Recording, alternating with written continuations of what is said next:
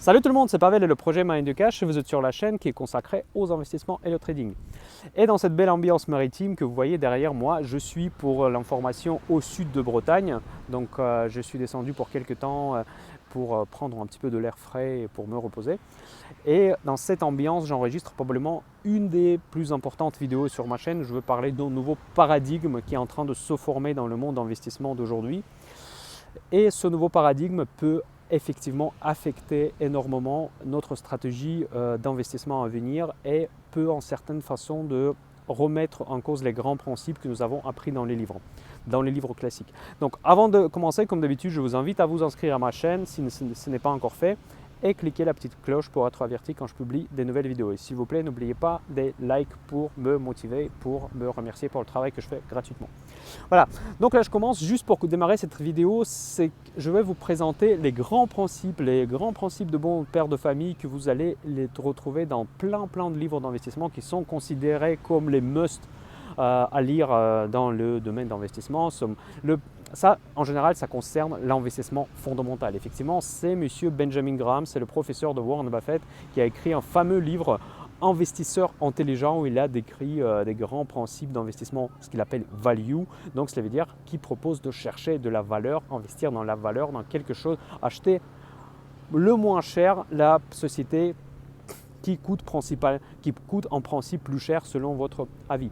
Juste pour vous donner quelques précisions, parce que le livre de Benjamin Graham, elle était écrit dans les années 40, donc évidemment il y a eu plusieurs déjà commentaires, revisions de cette édition classique, et son élève qui était beaucoup plus successful que Benjamin Graham lui-même, Warren Buffett, en réalité il a appliqué ces principes, mais il a quand même pas mal changé cette stratégie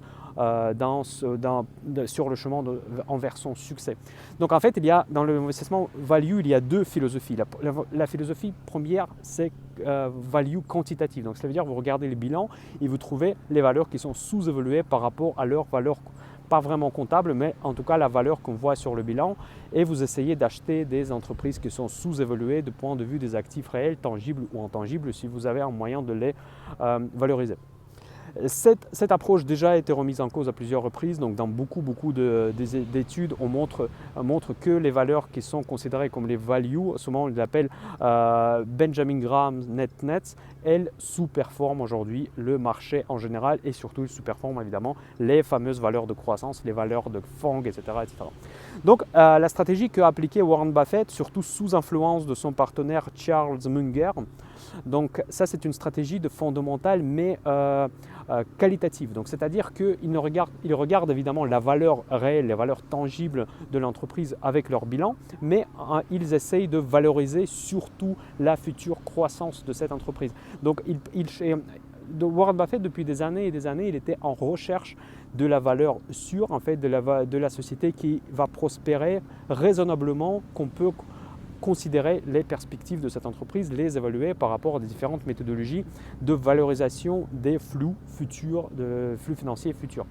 Voilà, donc en gros, ces deux approches, ces deux écoles, et largement la deuxième école de Warren Buffett qui aujourd'hui domine la science de value investing, mais pour moi il y a effectivement le paradigme a changé depuis et maintenant nous vivons exactement dans le nouveau monde. Pourquoi je suis arrivé à cette idée? C'est parce que quand je regarde les performances en bourse des différentes entreprises, on voit que les entreprises qui sont valorisées largement au-delà de leur bilan, qui valorise vraiment la croissance extrêmement énorme dans l'année à venir, c'est ces entreprises pourtant qui peuvent paraître très chères selon n'importe quel modèle de valorisation type value, c'est celles qui battent le marché depuis très longtemps. Je sais qu'il y en a beaucoup qui vont me dire que c'est parce qu'ils font des buybacks, et effectivement ils font ça, mais clairement la nouvelle génération des investisseurs, selon moi, elle regarde beaucoup plus les perspectives, elle achète beaucoup plus le rêve plutôt que regarder les ratios de valorisation, même les ratios qui correspondent plutôt à envisager le futur de telle ou telle entreprise. Donc par exemple les ratios, si vous allez sélectionner dans le monde actuel, si vous allez sélectionner les actions avec les PER faibles, ça c'est le ratio qui est probablement le plus connu par les investisseurs, donc qui permet de trouver à la louche les entreprises qui sont sous-valorisées par rapport à leurs bénéfices. vous allez voir que ces entreprises, elles sous-performent largement les marchés malgré qu'elles ne sont pas chères. Donc le problème, c'est que ces entreprises qui ne sont pas chères, quand vous les achetez, elles restent peu chères pendant beaucoup d'années. Il y a plein d'exemples. D'ailleurs, vous, dans la catégorie FAQ, en fait, là où je réponds à vos questions, vous me posez très souvent des questions sur les entreprises comme ça. C'est pour ça que je pense que cette vidéo est super importante à comprendre. C'est que probablement le paradigme est en train de changer et probablement il faut plutôt regarder ailleurs. Donc effectivement, les entreprises comme Total, comme Renault, comme Peugeot, comme tout un tas d'autres entreprises, même les entreprises de luxe qui sont très successful en France. Donc ces entreprises, elles peuvent monter, même pas tous. Par exemple, Total, elle fait du surplace pratiquement. Donc ces entreprises qui sont pas chères, il n'était pas cher depuis au moins 15 ans. Donc voilà, et ce n'est pas là où vous allez avoir vraiment des grands succès en bourse. Vraiment, qu'est-ce qu'il faut regarder du coup maintenant? Et effectivement, j'ai l'impression que la nouvelle génération des investisseurs, elle regarde effectivement les rêves, l'avenir. Est-ce que cette entreprise va changer le monde? Ils vont beaucoup moins regarder les ratios, les différents ratios de valorisation, surtout pour la valorisation par rapport à leur bilan, ils ne vont pas du tout regarder ça. Et même les valorisations de leurs flux financiers futurs, ils ne vont pas regarder tant que ça parce qu'ils vont rêver, ils vont continuer à rêver et acheter cette valeur, quel que soit le prix.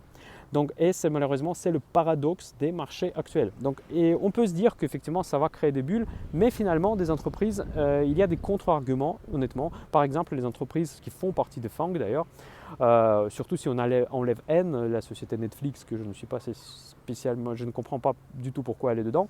Mais dans tous les cas, ces entreprises, c'est des entreprises qui assurent derrière, avec le niveau de leurs revenus, finalement, les rêves se réalisent. Et c'est les rêves qui se réalisent au sein de ces entreprises qui gagnent vraiment des sommes indécentes parfois. Donc là, je pense typiquement à Apple. Je pense à Microsoft, je pense à sociétés comme Adobe, je pense à sociétés comme Facebook, etc. Ils gagnent de plus en plus, ils s'ouvrent de nouveaux marchés. Évidemment Amazon, que je n'ai pas cité, mais ça c'est probablement l'exemple le plus évident de cette catégorie des entreprises. Donc effectivement, aujourd'hui, pour investir en bourse, il faut être romantique, il faut rêver, il faut vraiment chercher des entreprises qui vont changer le monde dans tel ou tel domaine.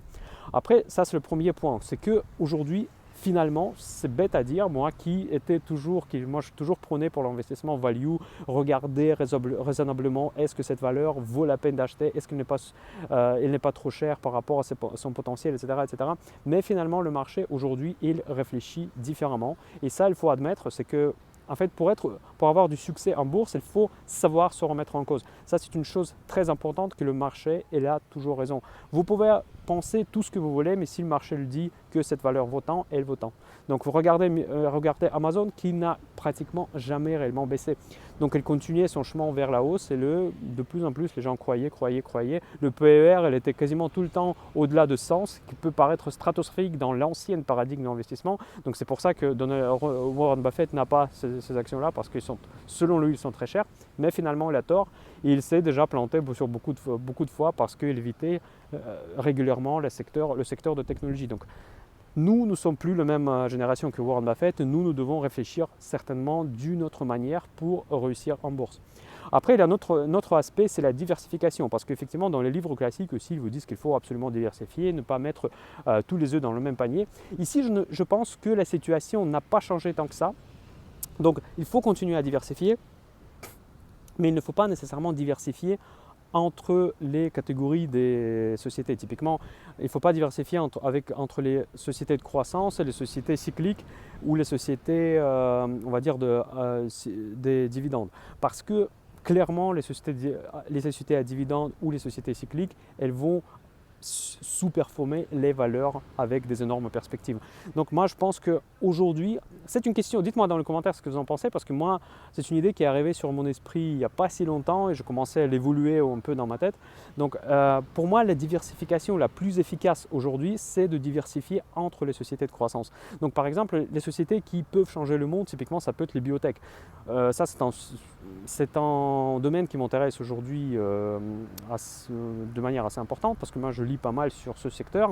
Donc, et effectivement, parce que moi j'ai appris plein de choses déjà, il y a déjà des choses auxquelles moi j'ai même pas pensé que ça existe. Donc par exemple les gens, on a déjà des projets pour transformer génétiquement des personnes en fait. Et c'est pour programmer le sexe d'un enfant ou de quelque chose. Mais une chose complètement futuriste. Et ça, c'est déjà la réalité, c'est déjà chose qui marche. Bon, la question, c'est que ça coûte super méga cher, donc c'est disponible à un nombre de personnes très limité. Mais dans tous les cas, déjà technologiquement, toutes ces choses-là qui me paraissaient impossibles et sont déjà possibles. Donc, je pense qu'en fait, la diversification, il faut surtout se concentrer sur la diversification au sein de ces entreprises du futur et pas mélanger, on va dire, Facebook et Microsoft avec du Total et Renault. Donc, c'est juste un exemple un petit peu plus… je n'ai rien contre ni Total ni Renault, mais dans tous les cas, si vous voulez réussir à faire vraiment des grosses plus-values en bourse, probablement ça, c'est un nouveau paradigme qu'il faudra suivre. Donc, et ça, probablement, ça va donner un nouveau élan dans l'investissement en bourse pour créer une nouvelle génération des milliardaires investisseurs en bourse, des milliardaires bourse, ce que le rêve peut-être de certains. Donc voilà, donc surtout si vous débutez en bourse, pensez à ça, surtout si vous commencez à constituer votre portefeuille que maintenant, donc pensez que probablement le paradigme est en train de changer. Donc, et en tout cas, c'est ce qu'on voit dans les chiffres. Après, probablement, personne ne connaît le futur. Peut-être le futur me prouvera que j'avais tort. Toutes les sociétés, on va dire, de l'ancienne économie ou les sociétés cycliques, les sociétés dividendes vont retrouver leur popularité d'après les investisseurs.